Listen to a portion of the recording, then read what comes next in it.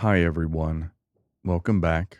In this chapter 4, I want to focus on feelings, um, primarily about anger.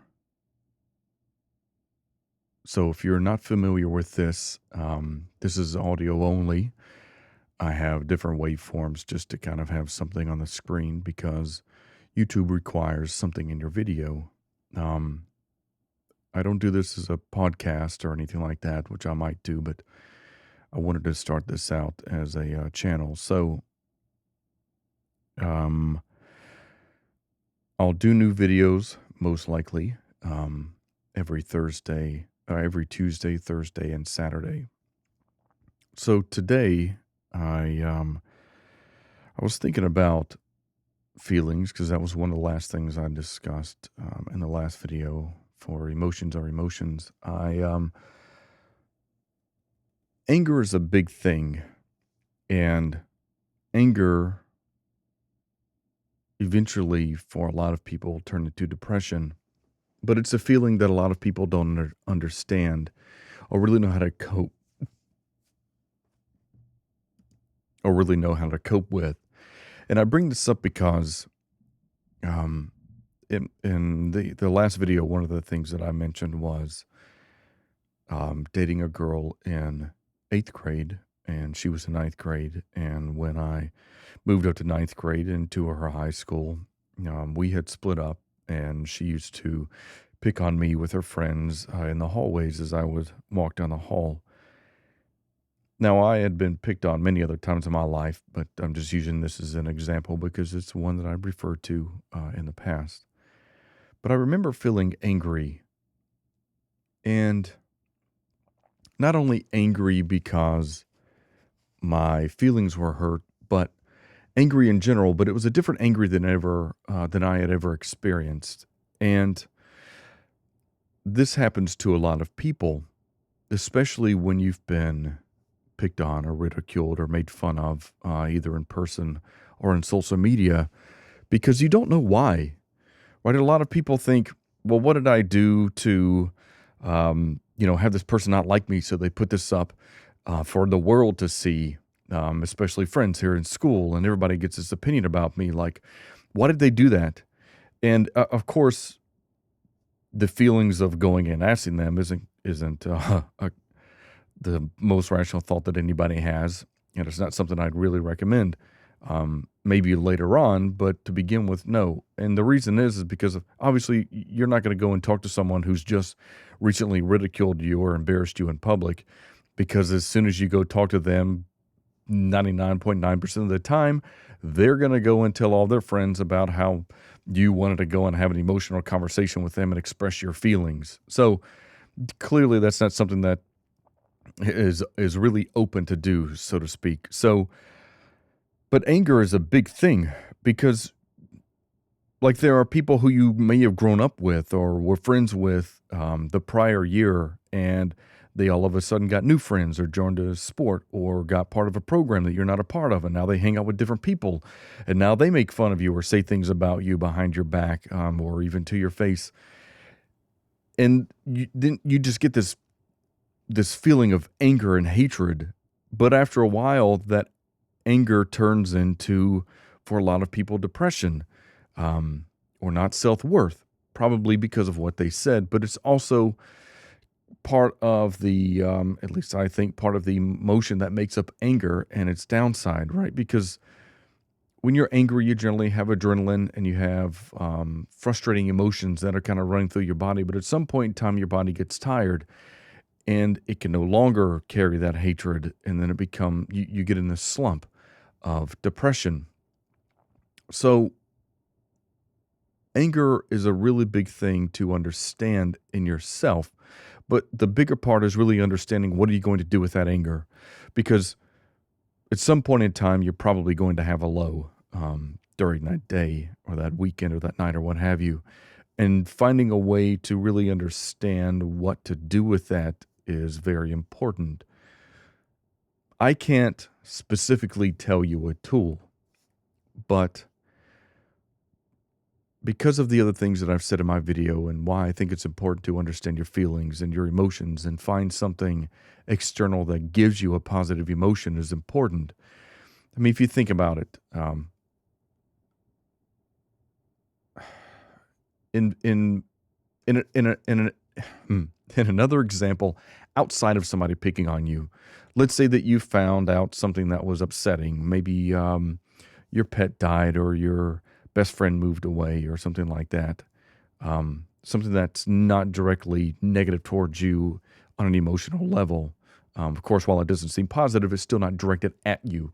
So think of a time where that has happened and maybe something you did to take you out of that feeling. Um, because the same thing is going to kind of apply to anger or depression on how people make you feel. So if you take yourself outside of the equation of that direct frustration and anger and what you've just had to deal with from an external person portraying their feelings and projecting their feelings primarily on you in an embarrassing manner, think of a time where it wasn't the same situation, but yet you still had a depressing feeling. What did you do to get out of that?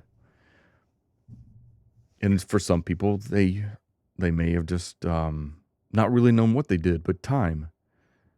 Um, and that's perfectly fine because to me, that's what a lot of suicidal thoughts and depression really come out of. Now, don't get me wrong. I certainly understand that for many people, depression could be a possible chemical imbalance, and of course, there are other medical ways to tackle that particular perspective. But for other people who don't have a medical condition, and depression is just a feeling that you have because you don't feel good about yourself and you don't really know what to do about the feelings that you're having. It's something that you can pull yourself out of. And even for those people who do have a medical situation with some sort of imbalance, the same thing can still kind of apply. Again, think of a scenario where something negative happened to you, but not at you, and how you overcame that. Because in the end, emotions are literally emotions within themselves. It's a feeling that you have. And so while you might feel negative and depressed because somebody just, um, said something about you or did something on social media or publicly toward you that was embarrassing, that same emotional feeling is the same thing that you would have when you're not directly involved in that picture. And while it might certainly feel different, and while it certainly might feel more personal, because of course someone is projecting this anger and frustration and humiliation towards you, it's still the same inside. So rewiring yourself, that's probably not a good term, but understanding and finding alternate ways to make yourself feel better or calm down and to lose that anger are much more healthier. Because what we don't want is to be angry and then later on feel depressed at what's happened. If we can kind of jump in the middle of that equation and change the outcome, things can be a lot better. Because if we can take our anger and then learn how to think of a happy place, right? Or learn to do something different or about that anger that you yourself had evoked within yourself to bring yourself to a better place, then most likely that part of depression later on won't happen, or if it does, it's not as drastic because you've already taken measures to do that. I know it sounds silly and it might not even make sense. I hope it does. But it's true. It's much easier to be able to control your feelings if you understand them than being able to control your feelings and not know what's going on.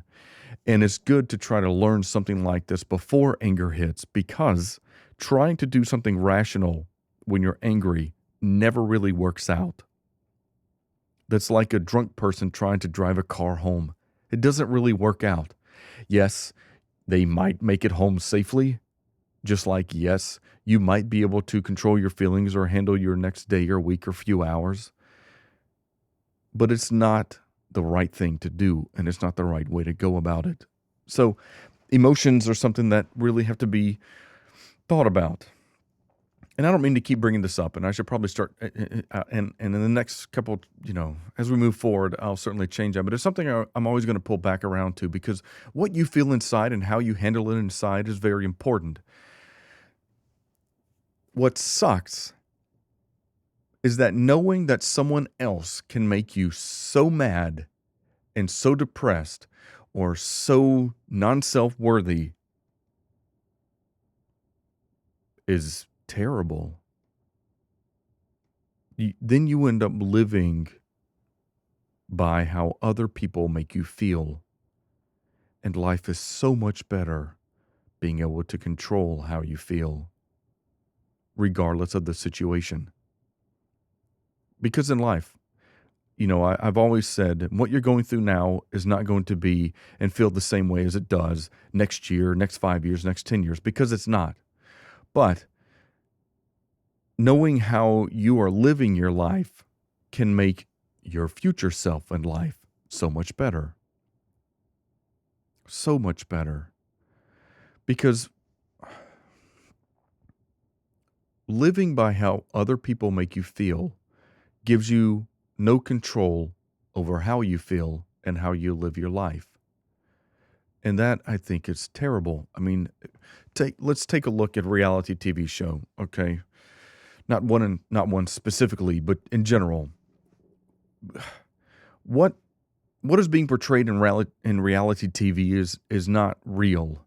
I mean, yes, it's real to some degree, but it's not. A lot of these people or families have been given things that people probably wouldn't normally have. Now, if we're talking about families that have, before television, a lot of money, then their lifestyle might be somewhat lavish. But for a lot of these reality TV shows, they require to make money. That money is made through the commercials. Well, if people don't watch the television show, well, then the commercials don't pay that well. But if they do pay well and they have a good following, or they start to get a good following, then then there becomes product placement. So the cars that you see these people drive probably aren't the cars that they normally drive. They're just given to them because that's a persona that they have to live up to as they're doing this reality TV show. So I bring this up as a point.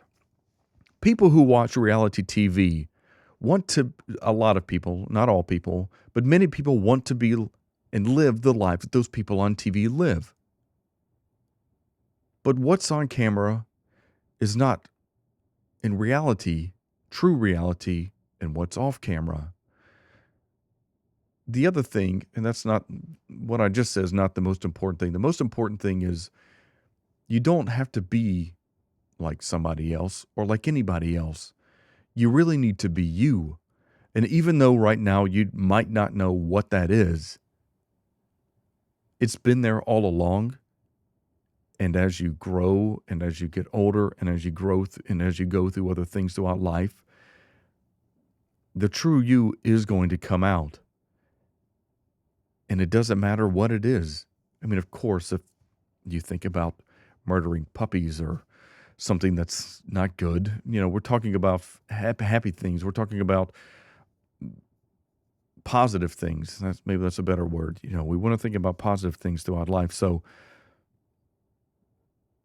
what you see on TV, if that drives you, it's not real. And what makes this even worse is that a lot of the bullies and the people who pick on other people in school are the type of people who are influenced by what they see on TV.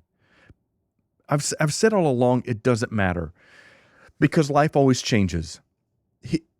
For most people, for most successful people, which is a 1% or less of people in the world, what you earn or make or learn today isn't the same in 5 years.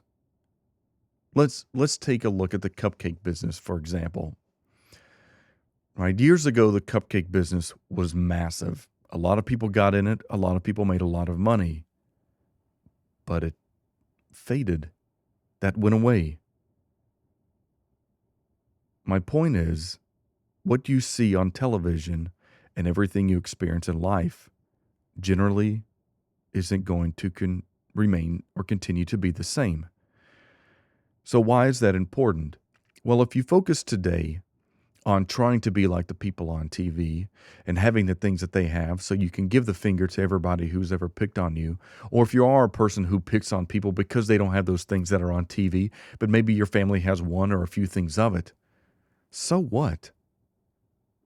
You're probably not going to have that in the next year, in the next 5 years, or the next 10 years. And it's important to think about life that way because everything is cyclical. And that's a good thing. First off, nobody wants their life to be mundane. And if it is mundane, who's to say that it is? Of course, you might say because it's something you do on a day-to-day basis. But think about how other people live. Is it the same as you?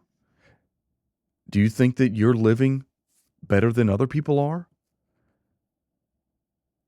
And when I mean better, I don't mean by what you have or what you've accumulated or what you can show off. I mean a better life with family or friends and where you are emotionally. Because that's a really big part of life. Um, because life is cyclical, you are going to go through various ups and downs, just like you do now in high school or middle school or in adult life being bullied or not filling in place. But everything is cyclical. So there's a good thing to that. Again, because what happens today is not the same thing that's going to happen years on end. Things change and things get better. And while things can certainly get worse, understanding who you are, what you have, can help you through those down times and help you realize that life is cyclical. It is going to get better. Now, don't get me wrong, just sitting around not doing anything is not going to make your life better. You have to be proactive. Part of being proactive is understanding who you are and what your emotions are. So when we come back to anger, understanding what anger is and not making it a negative part of your life. Because going back to the scenario of being picked on in school and it possibly being the first time or being the 100th time, and it could be by a friend that you were good friends with at one time or never have met before. You get angry when somebody says something to you that's not positive. Now, life isn't about walking around and telling positive things to people. And while we would live in a perfect world if we could, we just know in reality that can't happen. But if you can be a good person and be a person that understands who you are and what your emotions are, that's a big thing. That's a big thing in life because you're always going to be stuck in situations where you have to have your emotions in check. And as you get older and as you are involved in large decisions or in a work environment or an adult environment, already being in check with who you are and being able to accept your emotions and how you handle them can make you an incredible person. It's amazing. It's a shame that we have always lived in a world where people just can't be positive and happy for other people. It's always about, especially recently with reality TV, it's always about, what do I have that's better than yours? And if you have something better than mine, well, then I've got to go and get something better. But that's a cyclical process. And yes, while life is cyclical and it does change and things go up and down and get better and get worse, Living a life where you're always trying to top the other person is not a happy life. It's not a healthy life. And I know because I've been in that situation. And while it might feel great or fantastic, or it might feel like you're on top of the world at that time, it, at some point in time, it will come to an end. But it's what you do along that journey, and it's what you do in growing yourself through that journey that make the outcome and the continuation of your life so much better. So with anger, it sucks. I mean, it sucks to have to deal with anger that you didn't have 10 steps ago. But now you do because some jackass decided that they wanted to make you feel bad about yourself. And it's not fair that you have to be the one to internalize that and be able to grow as a human and be yourself and grow yourself. Because you're probably thinking, 10 steps ago I was fine. Now I'm here. I've got this person embarrassing me or doing whatever it is. And it's making me feel like hell and terrible. And they're probably just going to give high fives, slaps, laugh, and go home and never think about it again. And yes, it sucks that in a lot of cases, that is what happens. But think about it. Taking such a horrible experience can turn you into such a magnificent person. And I know that that might just sound ridiculous or silly or it doesn't apply to you, but it does. It's unfortunate that someone is having to force you to understand who you are and grow and learn in a way faster than you wanted to. But in the end, you most likely will be more emotionally mature than them. And that says a lot. There's a difference in of a person who sees, let's say, an elderly person trying to walk across the road. By growing and understanding your emotions, you most likely would be the person that would help them cross the road or carry something upstairs, or for the simplicity of it, holding the door open for someone. And while that might seem, I don't know, silly or stupid, I think holding a door for someone is a massive gesture. And a lot of people who don't understand their feelings or who they are or aren't comfortable with who they are always thinking about themselves. They don't generally hold the door for people. And while there's not really grand gratification gesture, most people just walk through it and are like, thanks, or, you know, they may not even say anything. The point is that you're grown enough to be able to do that. And it's not because you did it because you wanted some sort of gratification. It's because you understand your feelings, what makes you happy, and that you did a good thing. I find that a lot of people who were picked on at an early age, or even throughout life, tend to be nicer people. And rightfully so, because, you know how the feeling is to feel bad and depressed or sad because of what someone else did. Why would you want to do that to someone else? And then, of course, there are people who do take that experience, turn it into anger, and become mean to other people. And that's unfortunate because that's a negative cyclical process. But like I've said before, life is It is amazing. There are so many people out there like you and I, and it's unfortunate that they don't reach out or say anything, and it makes me sad that they don't. But we're not here to talk about my feelings. We're here to talk about yours and what you can do and help understand life.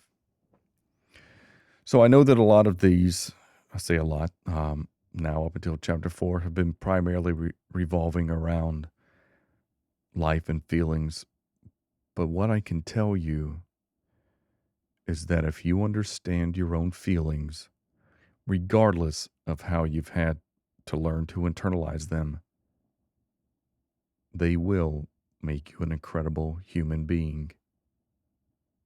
And there are people out there who love incredible human beings.